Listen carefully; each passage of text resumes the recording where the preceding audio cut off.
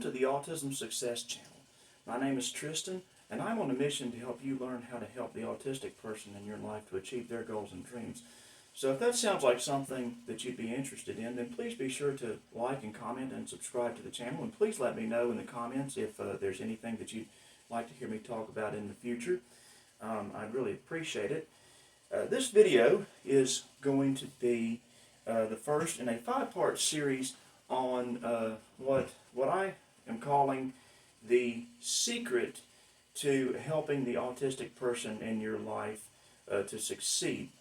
And this is a secret that I've seen some autism YouTube channels to kind of touch on a little bit, but they haven't really gone very in depth about it. And so I think it needs to be talked about, and so I'm going to talk about it here. And this video is going to be about the first part of that secret, which I like to call introspection. Now, what is introspection? Well, Webster's Dictionary defines it in 2 ways. The 1828 edition defines introspection as a view of the inside or interior, while the current edition defines it as a reflective looking inward and examination of one's own thoughts and feelings. I believe this definition could also be extended to include actions as well, because as a person thinks and feels, so too do they act. Now, why is introspection important, especially regarding how to help an autistic person? Well, it's important for 3 reasons. First of all, because we cannot figure out the right thing to do without first knowing what we're doing wrong. And we can't come to this realization without practicing introspection. The second reason is that the mistakes that we make from a lack of introspection will affect not only us, but the people around us as well. And so the consequences that you manifest from your lack of introspection are going to affect the autistic person in your life as well. And third, introspection, when practiced regularly and correctly, will lead us towards the right thing to do. It will show us what we're doing wrong and how we need to fix it, what we need to be doing right, etc., etc. So how do we practice introspection? Well, the first thing to do is to get into a quiet place and a quiet time. Now, what constitutes a good quiet place? Sorry, I got my notes here. Well, a good quiet place is a place where you can get alone with your thoughts, a place that's free of distractions, and a place where you can ask, your conscience can answer, and you can listen. Now, this place is going to look different for different people. Some people might find their quiet place out in nature. Some people might find their quiet place in their bedroom in the late evening or early morning hours, or in their kitchen in the late evening or early morning hours.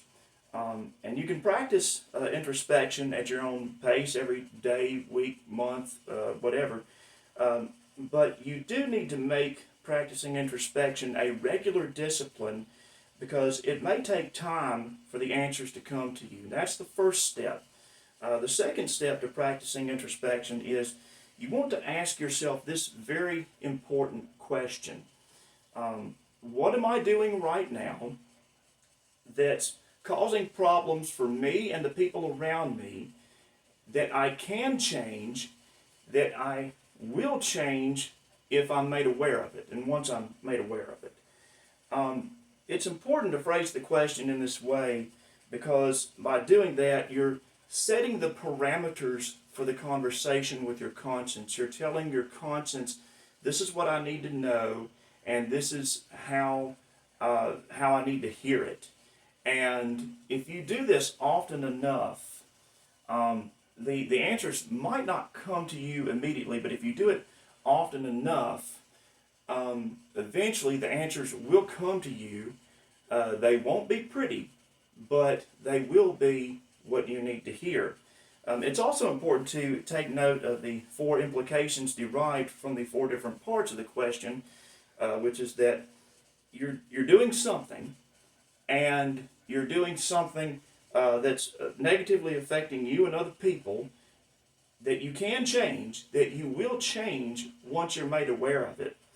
And so that's the second step to practicing introspection.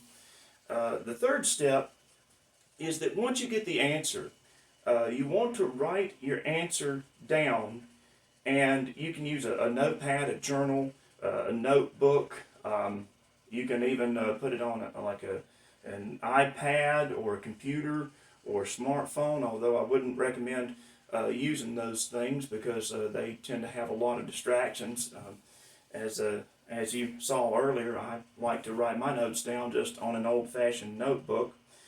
And you want to write them down because you want to write the answer down because writing your answer down will make it more real to you. The answer will be staring you back in the face in real time, and there's no way that you can deny it at that point. And finally, the fourth step is once you get the answer and you've written it down, you want to write a plan to fix what you're doing wrong and proceed immediately to put it into action.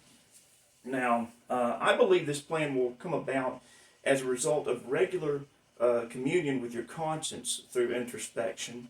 And I can't tell you what the plan is going to look like for you, but it's going to look different for different people.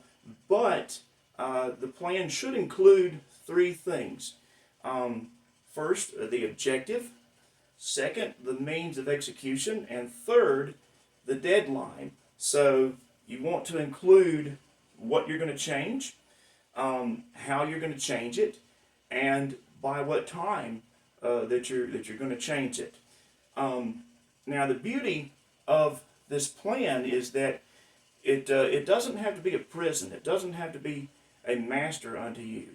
But I promise you that if you take these steps to start practicing introspection and start making it a part of your daily or part of your regular routine, it will go a long way towards helping the high functioning or helping the autistic person in your life to achieve their goals and dreams. And so if you feel like you got some value out of this, I would appreciate it if you would like and comment and subscribe to the channel. And thank you very much, and I'll see you on the next one.